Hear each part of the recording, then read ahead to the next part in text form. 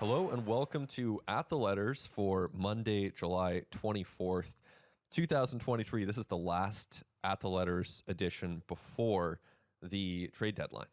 So we've got Shi Davidi here to break it down with us on an episode that is produced by Christian Ryan and Nick Andrade. Arden in the midst of some travel to LA where he's going to be covering this Dodgers Blue Jays series with me. But Shi, gracious enough to step in and talk some trades. So thanks for being here, Shi. Pleasure as always, Ben. Well, we've got a lot to get to. We're going to talk about the actual baseball team to some extent. We're going to talk about the Blue Jays and what trades they could make. I also want to touch on their division rivals and the kind of moves that they might make, because I think it's kind of equally significant as to what the Blue Jays will do when you look at the trade deadline, the stretch run, and where all of that leads. So we'll have that. Yeah, it's pretty significant.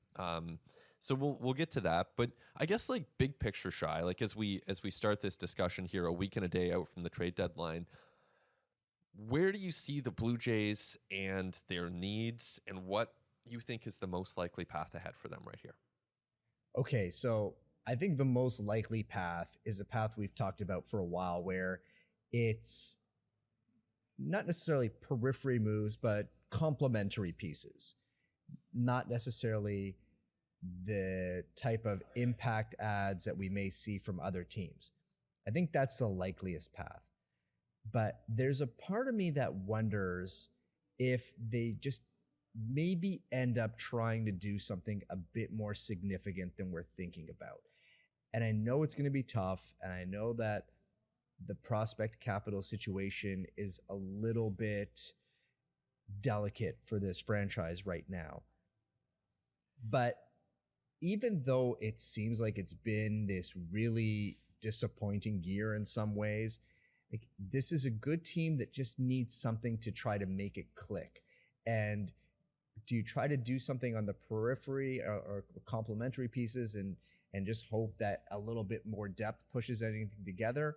Or do you maybe try to do something that gives the team a bit of a jolt? And I think part of what happens over the course of this week plays into that, maybe, where, you know, the Blue Jays feel, if they feel a couple guys start turning the corner. We saw Alejandro Kirk have a couple good games. Maybe Dalton Varsho gets hot. And all of a sudden, maybe this team's feeling a little bit different about some things. But if neither of those things take hold, maybe I just think there's a pathway to something a bit more significant if they feel that that's necessary and they feel that maybe the group needs it. Yeah, I like that line of thinking. And you have to consider it if you're the Blue Jays front office. I mean, that is why they exist, is to augment the major league team, obviously to preserve the depth of the minors and keep things going long term as well. They're working on two fronts. I do think, as a kind of quick note here, like having Barger come on the way he has recently, and having Tiedemann, getting a bit back to health, having a draft to reinforce the minor league system a little bit. I know you've written a lot about this in the last month, but maybe it's not as desperate as it was. Like maybe there's a little bit more inventory, and maybe that allows them to move some of these pieces. Yeah, that's a fair way to look at things. The difficulty is everybody knows the situation the Blue Jays are in, right? This is a team that's made a bunch of subtraction deal or from a prospect capital vantage point, subtraction deal to try to reallocate resources to the big league level the past few years. And they're just not, the selection isn't as plentiful as in years past. And the Blue Jays do have some free agencies coming up where that's relevant. Perhaps most significantly, you mentioned Barger. Is Aurelvis Martinez in some way, shape, or form in combination with Santiago Espinal maybe part of a potential solution at third base next year if Matt Chapman departs, as is probably most likely to happen? That, I think that's on the table too. But on the flip side, not every team is going to be buying, right? And right now it looks like a lot of teams are buying, and that's going to get whittled down over the next week.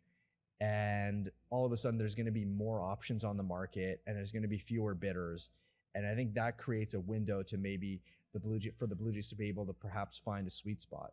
And the other thing to kind of kick around, and this is sort of a minor consideration, but I think it's really interesting about their thinking, is that the one deal they've made at the deadline that I think is somewhat out of character was Mitch White for Nick Frasso last year. And in the grand scheme of things, it's probably a relatively minor deal. Nick Frasso, we'll see. It looks like he's got some promise, but there's certainly some health concerns there, which I think is partly why that trade happened. But if the Blue Jays didn't feel they absolutely needed more pitching depth last year, that's a deal they don't do. That was a deal they felt they had to do, I believe. And I think that's why they did it. I think they were perhaps a little bit out of their comfort zone with that. And I wonder if we may see that on a bigger scale a bit this year. Right. Yeah. Just to make sure that you're servicing the big league team enough. I mean, it's, as we record this now, so they lost 2 of 3 against the Mariners over the weekend. And, we don't need to relive the pain of some of those losses necessarily, but let's zoom out. They're 55 and 45. They're the best third place team in baseball. That's both a good thing and a bad thing. And you look at their odds, right, from Fangraphs to win the division, still a 13% chance. It's not nothing.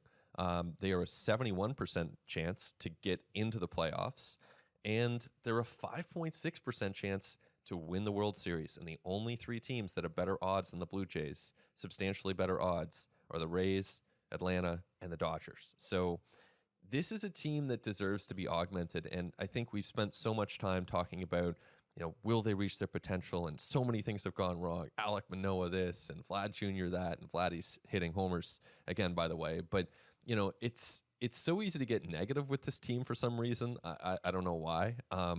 And they've obviously got their flaws. They're not perfect, but they're still pretty good. And I think, sometimes you just watch other teams for a few days and then you're like, yeah, the Blue Jays are better than those teams. It's still a good baseball team. For sure. And I think partly why that happens, it's the 7-20 versus the American League East, where it feels like there's this massive gulf between them and their rivals. And there actually isn't. Most of those losses are between 1 and 2 runs, or they were often a pitch or a swing away from being vastly different. And that didn't happen. So I think that's partly what feeds into that feeling a little bit. But it's also that this team hasn't played its best. I think that's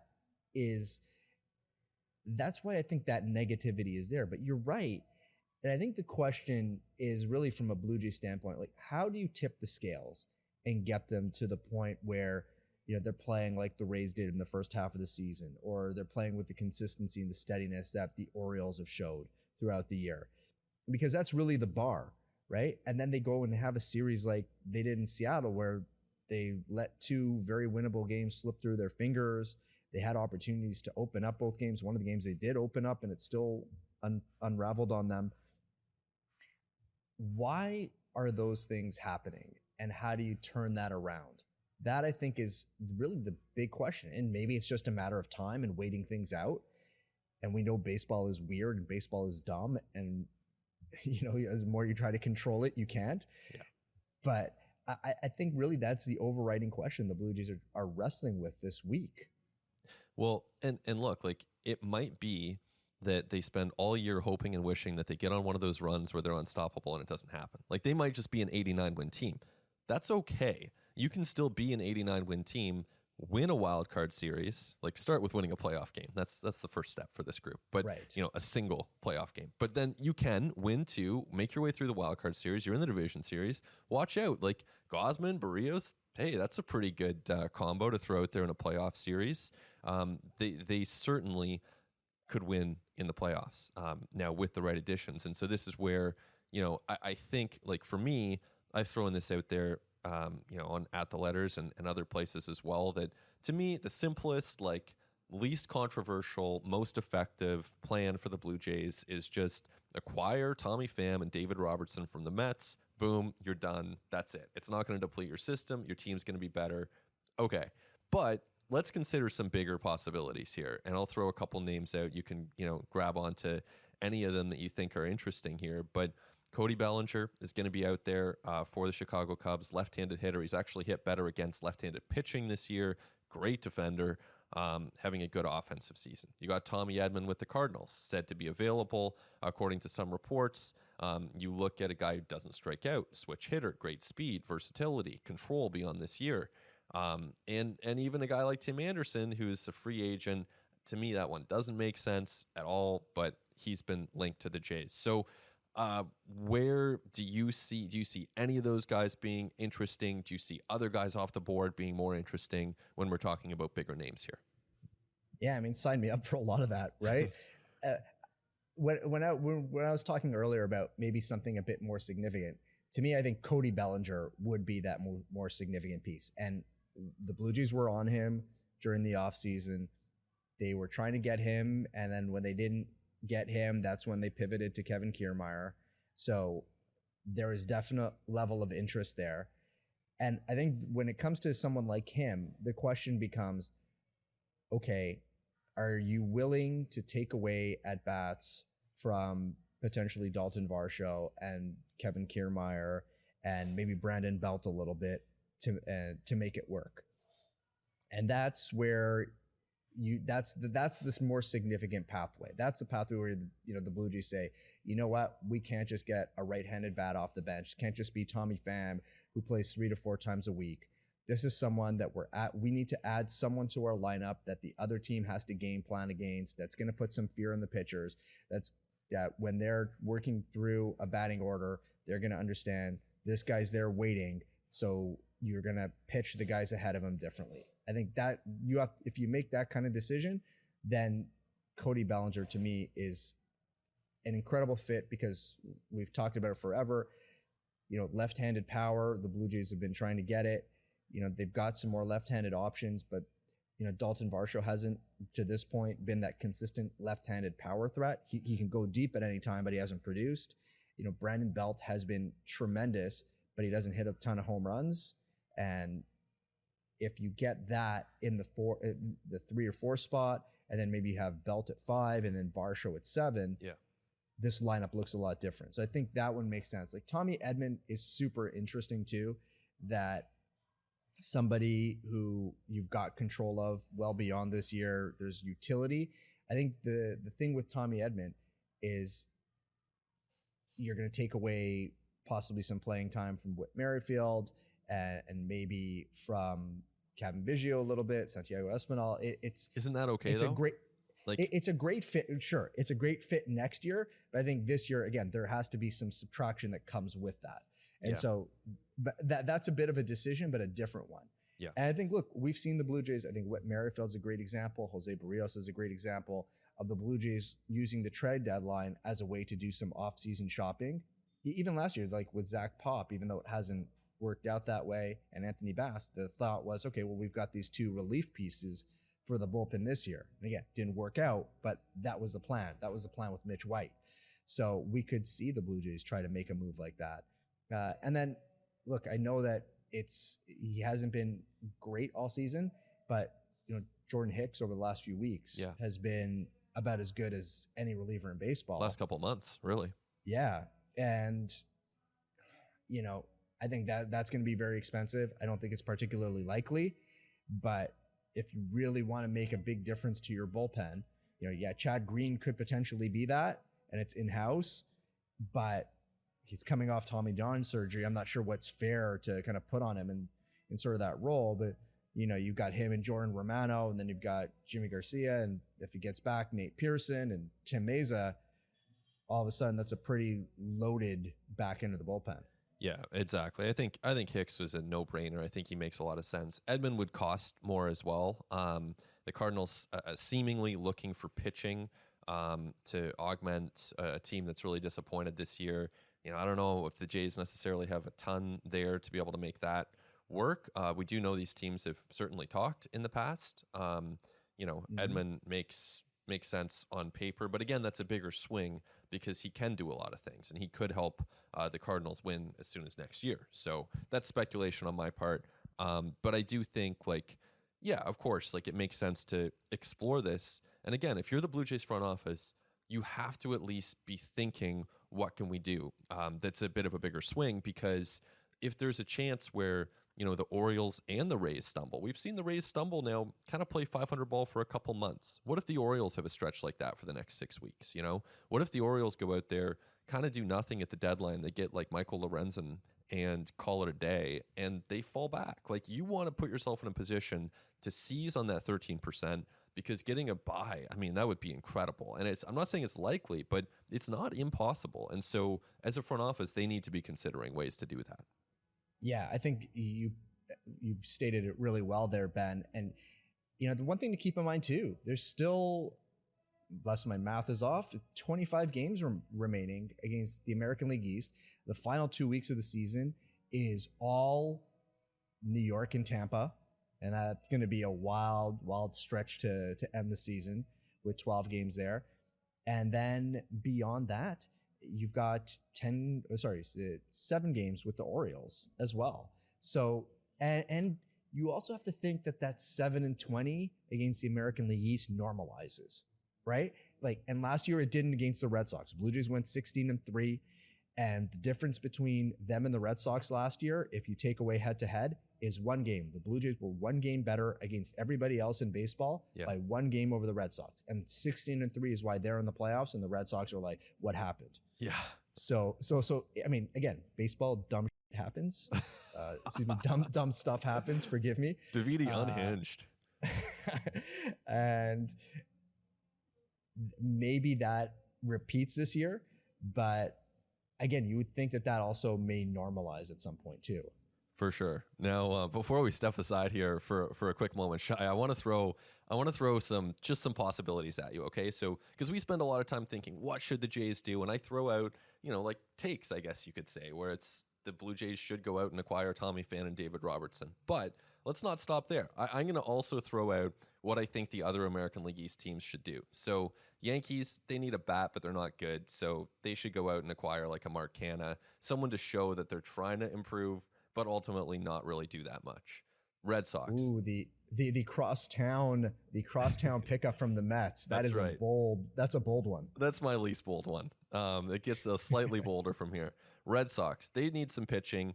They, need to add to their pitching staff. Their offense is pretty good. But I think they should go out and get Lorenzen from the Tigers. Again, it won't cost that much. But as a gesture, you want to be showing your fans and your players that you're trying to compete. So I think Lorenzen is a good fit for Boston. What do you think about that? I like Lorenzen a lot. I actually think he'd fit great for the Jays as well. I wonder, I could see, I think would be good in Boston, Lance Lynn. I love that. And I also could see the Red Sox buying low on a guy like Lance Lynn.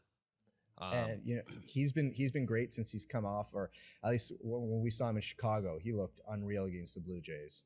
And you put a bit of a better team around him, a little bit of extra motivation, and I think he could take off.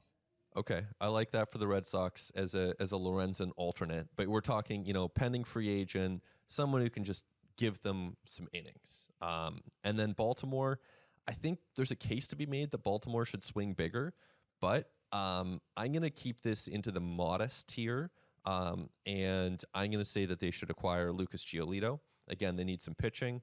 Giolito will be available. I don't think the cost would be nothing, but I think the cost would be affordable. And then the Orioles at that point are just a little bit less dependent on Dean Kramer pitching, as well as he had, which is very well. I like that. I also, and we've talked about this privately a number of times with Arden as well, former Blue Jay Marcus Stroman pitching for the Baltimore Orioles seems like a good fit there too. I like that. I'm with you. I think the Orioles, they're sitting on the best prospect trove in baseball. They've got redundancies. Their 40-man is going to start getting jammed up soon.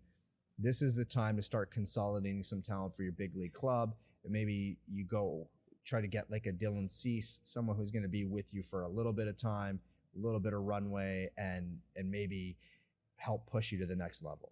Well, if you like consolidation trades, you'll love what I have in store for the Rays, because I think they should acquire from the San Diego Padres not only Michael Wacha to help their rotation, because they do need a starting pitcher, but Juan Soto. Reunion in Tampa. Juan reunion Soto. in Tampa with Michael Wacha and Juan Soto. Yeah, Sure. So Sure, that's why the not, most. Tampa That's the Bay one that's Rays? most out there. But I actually think that, and we don't know if the Padres are even going to consider that. But if the Padres go, let's say it's, I don't know, 2-6 ahead of the deadline, or maybe they don't have, maybe it's 1-6 ahead of the deadline.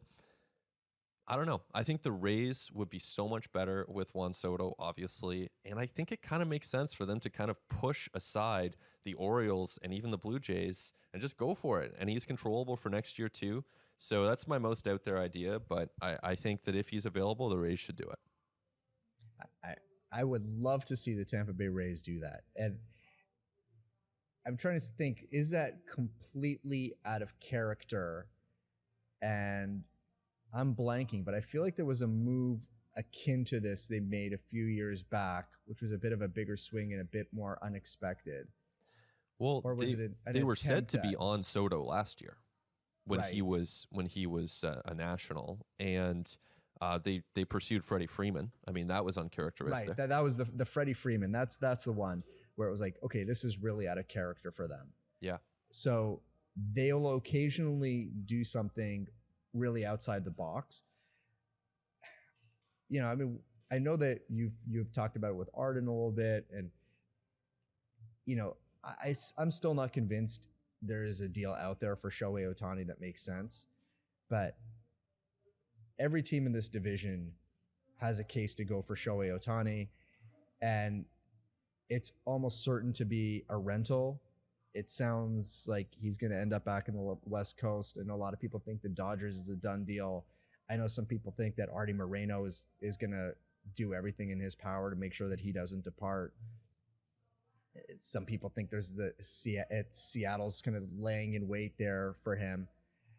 But can you imagine Shohei Ohtani on any team in this division and how quickly it just upends everything? It would be amazing. It would be amazing. Like it would be, if the Orioles or Rays acquired him, then they would instantly be the favorite to emerge and win the division. And I think even in a 2-month span, that would be a real difference maker.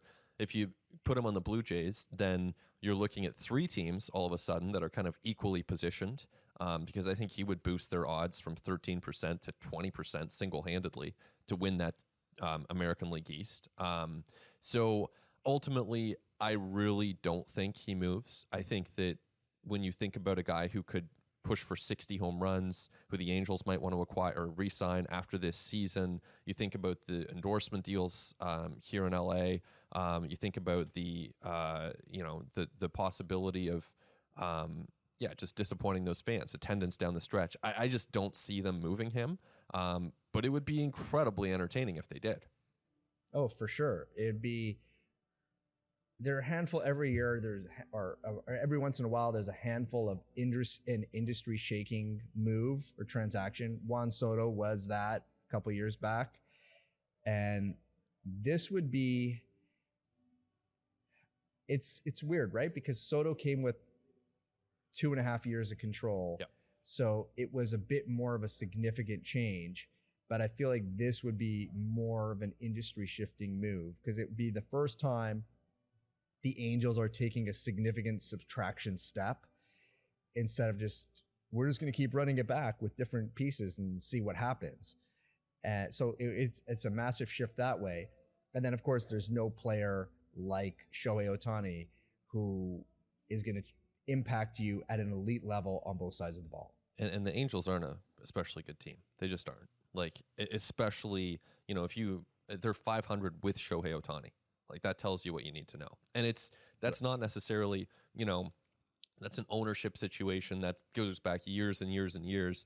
That's the front office, which includes a lot of ex Blue Jays front office employees. They have their marching orders, which is to put a competitive team on the field. They're not thinking 4 years down the road right now. It's like, let's get Eduardo Escobar and Mike Moustakas and hope it works, but it's not a deep enough roster to, in my opinion, even make the playoffs. But I still think they keep Ohtani. Right. And, if they can hang around, they've kind of been hanging around. You've got Mike Trout coming back at some point, and so you're going to get the second best player in baseball back on your roster. Like, that's a pretty good ad. And if you can hold on, but you're asking a lot of guys who generally don't perform at this level to keep going. And that's sort of the tough part for the Angels. All right. Well, we will discuss much more with respect to the Blue Jays and the trade deadline when we come back. But for now, a quick break before we return on At the Letters. Welcome back to At the Letters, which you can find wherever you find your podcasts. And thanks for making some time for us today. Much appreciated to have you aboard as the deadline approaches. And Shi, we want to go behind the scenes here a little bit, as Arden and I have done periodically throughout the season on ATL. But the trade deadline is a kind of specific time of year, and it's really a distinct time. You've covered a lot of them over the years, as have I, and it is, for me, a mix of fun and some fatigue in there as well. It's a busy time, but ultimately, like, if you imagine a world without the trade deadline, it's so much worse. Like, having a trade deadline is awesome. So I'm, pro trade deadline, but let's go behind the scenes a little bit. What are your, personal experiences of covering the deadline? Do you like it? Where do you land on this? So it's kind of funny. I actually think the experience has changed dramatically over time, especially with how omnipresent it's become with social media, and I've really become more conscious of the human cost of it over time, and especially on players and their families, even on coaching staffs, managers, scouts, executives. Everybody really bears it, but it's also a vastly different experience if you are on a team that's buying versus a team that's selling. I'll give you a couple examples of that. So in 2016. The Blue Jays were buying. We were in Houston, I believe it was Houston, and the deadline had just passed. And Troy Tulowitzki came out of the clubhouse, and he was about to do some work on the field. And it was like, okay, tell me who we got. And I'm like, okay, just got Scott Feldman. He's going to cross over from the dugout in Houston. And got Mike Bolsinger. And he looked at me, he's like, Bolsinger, curveball guy from LA? And I'm like, yeah, curveball guy from LA. He's like, oh, okay. And I go, and I think there's one more. Like, I'm hearing that there's something else that's getting finalized right now. I didn't have it yet. He's like, okay. He's like, let me know when you hear. And it ended up being Francisco Liriano in that deal. And that level of engagement, like, the players are pumped, right? They're like, who are we getting? How are we going to get better? We want to get after this. It's super exciting for them. On the flip side, I think back to 2018. We're in Oakland, and I walked into the clubhouse, and Russ Martin sees me. He's like, "Hey, is this is your Super Bowl, right?" Yeah. And I'm like, "I don't know if it's my Super Bowl." But he goes, "Well, you're wearing your Super Bowl suit." I was wearing a suit I don't often wear. I guess he noticed, and I started to laugh. And we ended up kind of talking, and he'd been through it a number of times as a player, and we started talking about the human cost and some of the pressures, and the Jays were selling that year. And it was not long afterwards that Joe Smith ended up getting traded and John Axford ended up getting traded. It was very emotional for John Axford. He was almost in tears. He loved his times with the Blue Jays, so he was excited to go to a contending club. But pitching for the Blue Jays had meant a lot to him, and it really revived his career a little bit. So I was really conscious of both of those things. And I think back a lot to the different ends of the spectrum, and how for one team it's so deflating versus the other side where, it's so energizing. And then you combine that with all the constant talk about it, speculation like you and I have done on this podcast, and it just surrounds them. So I try to be really conscious of that. I try to be really respectful of that as much as we can, while balancing the fact that we do need to talk about these things because they're newsy. I've become a bit more conscious of how executives sometimes may, want to use us to get different messages out, and they would never, Shi. They would never. No, everybody's on the up and up at this time of year, right? You've never, everything you hear is 100% accurate. I've tried to be a little bit more conscious about that and just be a little bit sensitive to the people whose lives are being affected by this, because it does. Like, every little thing is going to get back to them. Like, players are hearing it from their friends, or hearing it from their family. They're close to their loved ones saying, "Hey, are you going here? I just heard this. What do you hear?" And like, it can be draining for them. No doubt. So, I think that's sort of the downside of this, but it is also an incredibly fascinating time of year, and you're so curious, like, what's everybody going to do? What's going to look like after? Because this is the final. This, especially since they got rid of the August waiver period, this is it. This is your last talent infusion. So better get it right. I do kind of like I miss the August trades, but that's another story. We'll leave that one for maybe an off-season podcast for August. Exactly. But it's true, and like, you think back to even like 2015, right? And I think of those two big trades, and in hindsight, it's kind of like, oh my goodness, these are, let's go. Like, the Jays are about to go on this run. You didn't know that at the time, and in fact, as you remember well, when they actually acquired Troy Tulowitzki, they gave up Jose Reyes, and that didn't necessarily go over that well in the clubhouse. Like, it was actually, like, Jose Bautista, among others, was actually kind of like, we don't actually love this trade. So at least that was my interpretation of it. I don't have the direct quotes in front of me. And then you contrast that, though, to when they got David Price, and it was like, let's go. So, you kind of have, like, players really react to this. And, depending on, of course, when the Blue Jays make their moves a week from now, the existing players in this team will be asked about it, and they'll try to say the right things regardless. But, these players, you think about how invested fans are. Players are more invested. It's their team. Mm-hmm. They, of course, want they want an upgrade to their roster. Yeah. And so, funny story about the Tulowitzki trade. So, if you remember, the Blue Jays had just come back from a series in Seattle, and stop if this sounds familiar, where things didn't go very well for them in the series. I think they'd hit into a triple play in that game, and it was a weird triple play where Ezekiel Carrera and Kevin Pillar both ended up at third base at the same time. Oh yeah. And one of them didn't know the rules, so one of them got tagged. The runner tagged both of them, and they weren't sure which one was out, so both came off the bag. I think it was Carrera's bag, and so he ended up giving them a third out that way. And it was the capper on a bad, maybe it was a sweep too. And then I ended up taking a red eye home, and then it was the following Monday. I'm like, okay, I'm going to stay up all day so I can reset myself back on West Coast time. And then I got like a text like 11:30 or midnight saying, hey, something might be happening. And then it ends up being the Troy Tulowitzki deal. I was up to like 4 a.m. chasing it. So not a lot. That may be the week I've slept least, the deadline week that I've slept the least. And I think you were as well. So ended up being a pretty wild week there. Definitely one of the more memorable trade deadlines in Blue Jays history, and a very successful one.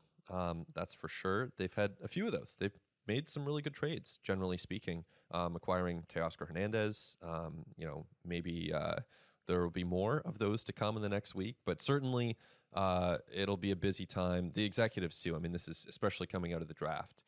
Big league executives pretty much get ground to the dust this time of year. So shout out to everyone involved in this whole process. Hopefully it ends up being an entertaining one for everyone involved. But, in the meantime, Shi, we do want to touch also on the Blue Jays pitching staff, the one that they have in place on the active roster without any trades. And that includes Kevin Gausman, who returned to the mound in Seattle to strike out 9, allowed 4 runs. Velo was down a little bit, although he did touch 97.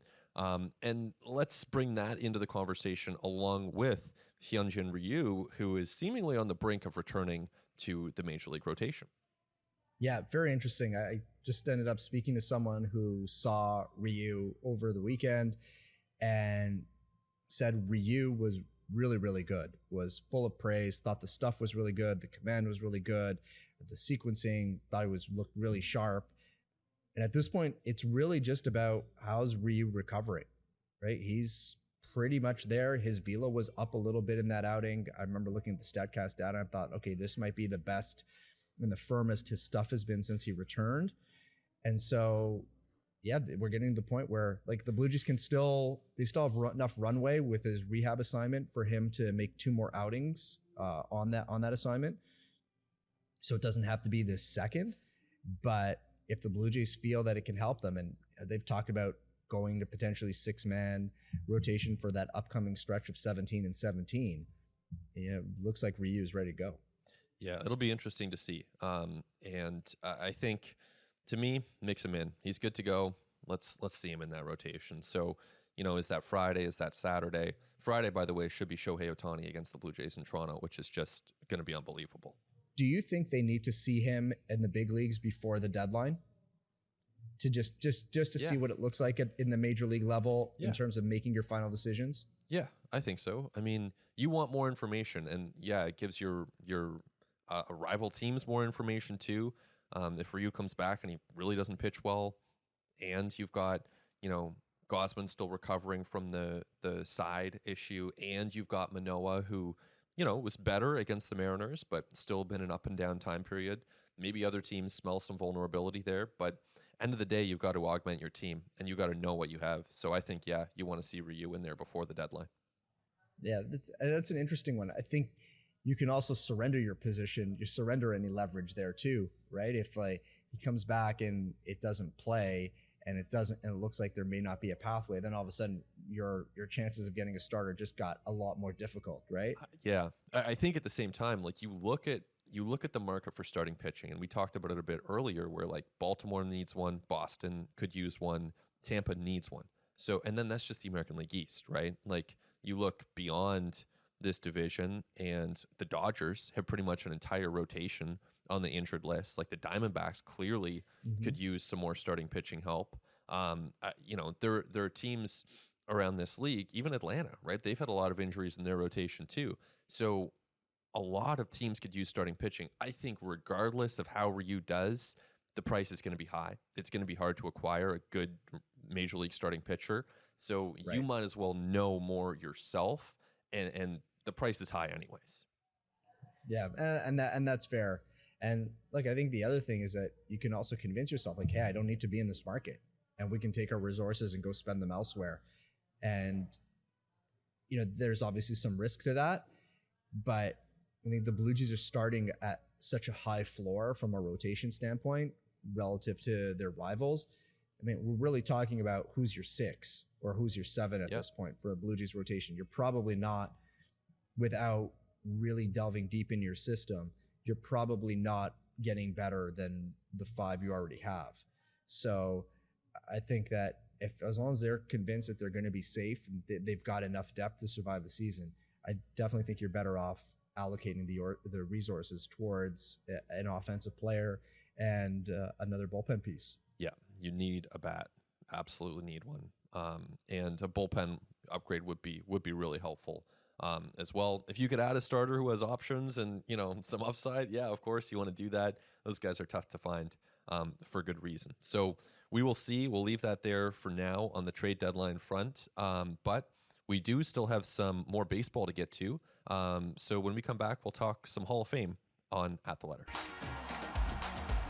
All right, so beyond the actual games on the field right now and the trade deadline that's approaching, Shi, you were also in Cooperstown covering off the induction of 2 former Blue Jays going into the Baseball Hall of Fame this past weekend. Fred McGriff goes in, obviously great power hitter with the Blue Jays in Atlanta and Tampa and elsewhere, and Scott Rowland, one of the best defensive third basemen of all time, spent some time with the Blue Jays as well as with the Reds and the Cardinals and elsewhere. So I guess, first of all, how did that go? What was that experience like covering off 2 former Jays going into the Hall? It was great. And they're the 9th and 10th players who get to the Hall of Fame who have ties to the Blue Jays. And look, the Hall of Fame, it's really a fun experience. And for people who haven't gone down or checked out the museum, I was very fortunate this year. I happened to be national president of BBWA this year, so I was able to get a private tour, a behind-the-scenes tour at the Hall. Cool. With one of their curators there, and ended up holding a bat that Babe Ruth used. No way. A glove that Lou Gehrig used. It was amazing. Cool. And then so from a selfish standpoint, that part of it was awesome. But the thing that I always love is just, you see how the enormity of it hits guys when they get finally enshrined, and they're surrounded by all these other Hall of Famers on the stage, and Fred McGriff, and people kind of think about Fred McGriff throughout his career as being like this quiet guy, and he was always so stoic on the field, but he's like sneaky funny, right? And so he gets on the stage and then he shakes a couple people's hands, and then all the other Hall of Famers are like, hey, what about us? You got to shake all our hands. So he ends up having to circle the stage and sort of shake everybody's hands, and it kind of makes for this neat moment. And afterwards, he was like, I learned, you gotta shake one person's hand, you gotta shake everybody's hand. So you can't do that. And I think it was really a touching speech. And one of the coolest stories he told was of how when his kids were young, they would come on the road with him, and if he was in a bit of a slump, he was trying to figure out something for him to swing, he'd want to get back to the hotel room to hang out with them. So he'd like get them to throw sock balls at him, and he would try to do like hitting mechanics with either he might bring a bat back, or maybe he would just roll up a newspaper and just try to swing, just to try to get his shoulder just right, or his hands in the place that he wants, or whatever. And it was really, really touching to hear him talk about family. And then with Scott Rowland, Blue Jay for season and a half, very impactful, and directly, it's because of him that the Blue Jays ended up getting Jose Bautista, because Scott Rowland was hurt. They had a need. Bautista happened to pop up on the waiver wire. Alex Anthopoulos got permission from JP Ricciardi to make the deal, and they end up getting Jose Bautista. And who would have known then how that would have turned out? And then same thing a year later when they're trading Scott Rowland to Cincinnati, and the Blue Jays wanted Zach Stewart and Josh Renicky in that deal.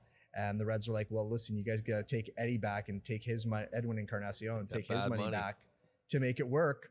And, obviously Eddie ended up getting DFA'd, and there were a few things that before it locked in. And so there were other opportunities they could have missed, but the Blue Jays, there were some people at the Blue Jays who always felt that he might be able to lock it in there, and eventually he did. And then those are the guys who carried the team in the playoffs in 2015. So all that traces back to Scott Rowland. And again, from a speech perspective, I think if you're a parent or if you're a person who's ever looking for sort of how to motivate your coworkers or your teammates on some team or whatever, think back to the story that he told from his youth. And he's at a basketball tournament and calls his dad. And he's like, well, Dad, I can't shoot. I can't pass. Can't dribble like these guys. Everybody's better than me. And his dad says, well, what can you do? And he says, well, I can out hustle everybody. He's like, okay. He goes, well, I can try to out rebound everybody. He's like, okay. He's like, I can dive for more balls and just put more pressure and play with more energy than everybody else. He's like, okay, we're going to go do that. And that ends up becoming, Scott Rowland said, the mantra for his entire career. We'll go and do that. And instead of looking at all the things you can't do, look at what you can do and just do what you can to the best of your ability. And it's a simple little message, but it's the kind of mindset that, obviously everybody who gets to the Hall of Fame is incredibly talented. Everyone who gets to the major leagues is incredibly talented, but there are little separators. And that was clearly one of the separators, that mindset for Scott Rowland that helped get him enshrined. Oh, yeah. These things are not preordained, like you have to, among the players who are 18, 19, 20 years old with the talent to make it to the Hall of Fame, it's a small percentage that actually do, and so it's the guys who can really tap into some of those lessons. So those are really cool stories in a big weekend connected to the Blue Jays as well. So as we look ahead, Jose Bautista on the ballot next year. Beyond that, there are always names connected to the Blue Jays. Who do you think, I'm not saying any of these guys are first ballot. Obviously, Bautista's not going in first ballot, nor would Russell Martin. But who do you think is going to be the next Blue Jay to sort of get some traction? I guess first among the writers' ballot, and then, the committee stuff is interesting too, because, there's a couple names that we could discuss there. Yeah, for sure. So I think from a writers' ballot standpoint, Jose Bautista is really interesting. I think people will look at that peak and generally just say it's light relative to his peers. And, the career numbers relative to other outfielders in the Hall are probably a little light, even though he was tremendous. Like, he's definitely very clearly a Blue Jays Hall of Famer. He's going to go up on the Wall of Excellence later this summer. So, that's an apt recognition. But I had some interesting conversations with people over the weekend at Cooperstown about what Russell Martin's candidacy may look like. And if Yadi Molina ends up getting in, Buster Posey gets in. Both those guys will get in. Right. And Brian McCann. Does that change things for Russ? Does that maybe create a bit of a pathway to Russ? Because so much of how you vote is sort of precedent saying, well, this guy is kind of this guy, or this guy did some things that he's not getting recognized for, and they're relative to this and this similar-ish body of work. And Russ Martin, in some ways, was at the forefront of the pitch framing revolution that everybody's talking about now. And Russ was pitch framing before it was trendy, right? And, think about some of the athleticism we see from catchers behind the plate now, and Russ was cut out of that mold, like an atypical mold where it's like, okay, this guy's an infielder, but wait, there are enough tools there that can maybe turn it into something behind the plate.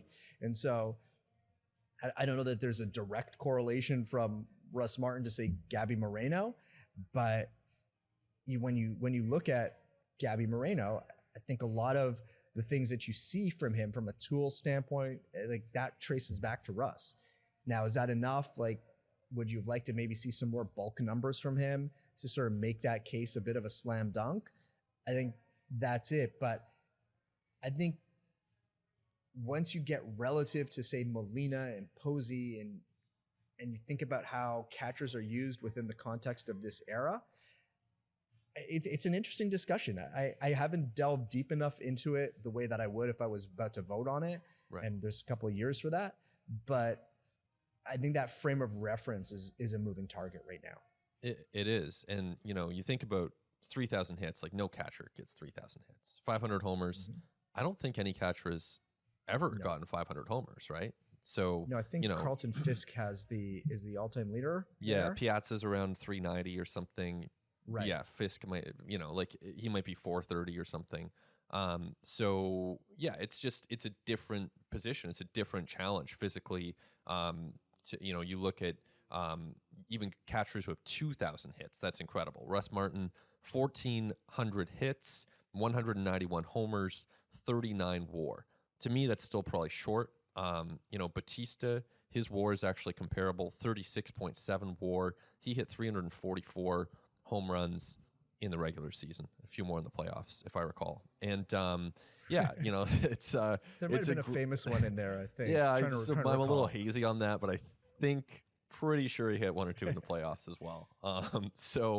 Batista, I think, is closer than Russ Martin for me. I don't have a vote yet. I probably wouldn't put either one of them on, which feels like kind of harsh because I loved watching those guys play. Both like versatile, different players, late career success for Batista. So fun to watch, but I don't know if they're quite Hall of Famers. But a guy who I could see getting in and who I could see getting some buzz, he would need some help from committees. But I think Dave Stieb gets in eventually. I do think it happens. Yeah, Dave Stieb is a really interesting one. And again, because you think about precedents so much, and I think like modern pitching thinking would have loved Dave Stieb. For sure. Right? The fastball slider combination, the way that he was tunneling before everybody was tunneling. And they would have had him throwing his slider like 40% of the time. Like 80% of the time. They're like, never use your fastball. It would have been really fascinating kind of see him within this era. And then I think, somebody said to me in Cooperstown, it's like, it's just tough with the wins where his wins are so low. And I'm like, are we really still going to penalize a guy for being on an expansion team on a club where for a long period, or at least a reasonable period of time, he was like the only thing worth watching as others were developing? Like, that's not to me kind of where it's at. But again, the bulk numbers relative to his peers are a little bit light. But it's like, okay, well, if Jack Morris is in, should Dave Stieb not be in? Like, they were the foil for one another for a long period of time. So I think that one's interesting. The other one I do think is interesting is that now that Fred McGriff is in, I mean, Carlos Delgado's numbers are very similar, right? He's 20 homers lighter. He's got a higher OPS than Fred did. Again, there's a ton of impact. He didn't win a World Series title, but the level of performance, the level of consistency, should have been MVP in 2003 when he got robbed by that year, when everyone was like, oh, no one from a winning team has a good player, so we'll just give it to A-Rod as a career achievement award, and that ended up being really bad. So, you know, I do think that Delgado, he did not get a fair amount of time. He got caught up in the ballot, in the sort of the deep ballots, and ended up not having the period of consideration that he should have on the writer's ballot. You know, it's something, you know, I really regret that he didn't have more time there, because I think his career would, the more people would have talked about it and considered it, the better people would have reflected on it. So I think there's a pathway for him now, whenever he gets to contemporary era consideration. And then finally, at some point, you know, when you're looking at sort of builders and managers, you know, Cito Gaston just never got his due. And it's ridiculous that he never got another opportunity to manage in the Blue Jays, in the major leagues, aside from the Blue Jays, right? This is someone who everyone was like, well, you had such a deep team, you should have won. Well, a lot of teams have deep rosters that don't get it done. So maybe the guy who helped get them there probably played a role in that. And, you know, the more I'm talking to former players of Cito's, the one thing that they always talk about is how much his calmness and his resoluteness just influenced them and was so steadying for them and was such an important part of those clubs that, you know, Cito always seemed to have it under control so that they felt they had it under control. You know, that's such an asset. Oh yeah. And you know, I think that needs to be recognized. The fact that he's first African-American manager to win a World Series, you know, there's certainly a historical standpoint. I mean, this is someone who came up in the midst of, you know, the civil rights movement in the United States. He faced, during his playing career, faced a lot of racism that he had to overcome. Roommate of Hank Aaron's, had an all-star season as a center fielder with the San Diego Padres. You know, this is somebody who's done a lot in his baseball career in a really significant way, and so I think he's on the agenda too, and someone who certainly has reason to be deeply considered. So, you know, it seems right now like it could be potentially a gap before there's another Blue Jays representative entering the Hall of Fame. And from a Canadian standpoint, you know, if it's not Russ, then you got to wait until Joey Votto ends up getting there, and he'll be in first ballot. I would think so, but you know, I do think from a historical perspective, you know, the names we just discussed, they're all meritorious from the Blue Jays perspective. Yeah, Cito should be in. I think it's similar to Dusty Baker in that, you know, you're talking about a player who had a good playing career. Dusty had a better playing career, but Cito won 2 World Series and was the first black manager. Dusty has obviously had a very long and decorated managerial career, now including a World Series. So, you know, they should both be in the Hall of Fame. That's not too controversial. Dave Stieb, I don't think is controversial either anymore. I just think he should be in. I think we know enough about baseball and about what matters and what doesn't that he should be in. And Carlos Delgado, I acknowledge there's a debate. I think, like, given my, you know, age and demographic, and I kind of grew up watching a lot of Carlos Delgado, so probably a little biased on this one. But when I look at 473 home runs and his career OPS is 929, I know it's a different era, but that was his career OPS put up over the course of 17 years. Like, what an absolute beast at the plate Carlos Delgado was, you know, just getting on base all the time. So, you know, is that, you know, I understand position, era, defense, all these things. But there's some interesting cases there. So we'll see if any of those get traction in the years to come. Yeah, but Jay Jaffe, who Fangraphs writer, who helped create the JAWS stat, which is a really helpful metric for evaluating players relative to the Hall of Fame. You know, he and I had a couple great chats, and we talked a little bit about how we need to try to find a better way to measure performance relative to era, and to consider it within the era as a game, as opposed to sort of considering it within what's been accomplished in the Hall of Fame. Like if you think about it, so like when Babe Ruth was hitting like 60 homers, the guys who were finishing second, they were like barely in the teens. Yeah, you could Right? you Like- could earn the nickname Home Run Baker if you hit like 9 homers a year. Right. And that what that's telling you, it's like Babe Ruth is here and the rest of the talent level is down here, right? There's such a gap between floor to ceiling at that point in time. You think about the game in the last decade and a half. To me, one of the biggest changes is that the ceiling has closed between floor and ceiling in the major leagues, right? There are a lot more players who are a lot more competitive on any given day.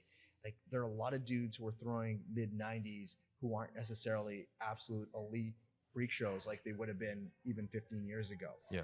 And so I think we have to find a way to factor that into our consideration. Like the guys who are putting up numbers right now, it is such a harder league. It's harder than ever. And, you know, it was hard for like when Dave Steve was playing, when Carlos Delgado was playing, you know, in the midst of the steroid era, you know, as he was never linked to anything. There was never any suspicion around him.